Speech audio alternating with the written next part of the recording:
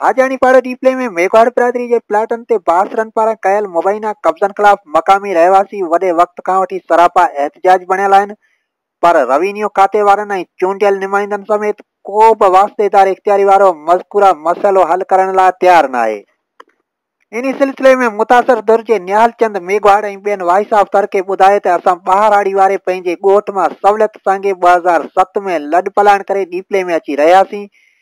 जिते असां हाजी मुखी मेमण खां ॿनी ख़रीद करे उन्हीअ में पंहिंजा अजा अॾे ऐं घर ठाहे पंहिंजी ज़िंदगी जो नओं सफ़र शुरू कयोसीं,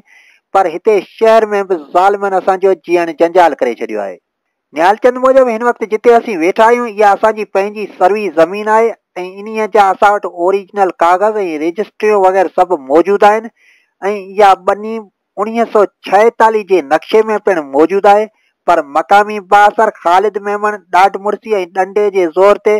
पंहिंजी भरवारी ॿनीअ जी आड़ वठी असांजे मुहागे में ऐं असां मेघवाड़नि जे घरनि जे बिल्कुलु भर में कब्ज़ा करे कारोबारी अदावतूं करे रहियो आहे, जेको असां सां सरासर ज़ुल्म आहे। निहालचंद मूजिबि सिपाही असांजे भर में कारोबारी अॾा ऐं खच्चरखाना खुलण सां असांजो जीअण जंजाल थी वेंदो ऐं असांजूं इज़तूं बि महफ़ूज़ कोन रहंदियूं, तंहिं करे असांखे हिन ज़ुल्म मां छुटकारो ॾियारियो वञे।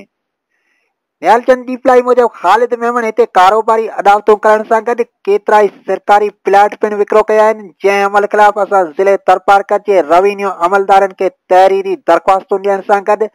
चूंडियल नुमाइंदनि आॾो पिणु दायो आहे, पर केर बि असांजो तदारक करण लाइ तयारु न आहे,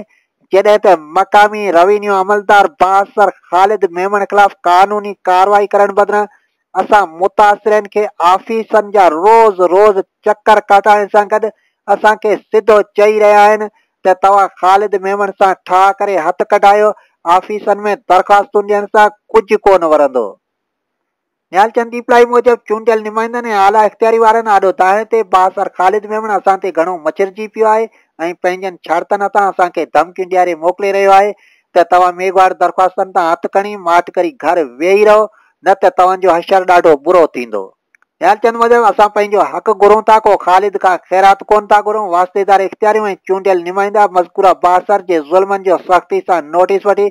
असांखे इंसाफ़ फ़राहम कनि, ॿी सूरत में असां सख़्तु एहतजाज कंदासीं ऐं जेकॾहिं सिबाणे पंहिंजे हक़नि लाइ विढ़ंदे को बि अणवणंदड़ वाक़ियो पेश आयो त उन जा ज़िमेवार रवीनियो अमलदार ऐं चूंडियल नुमाइंदा हूंदा।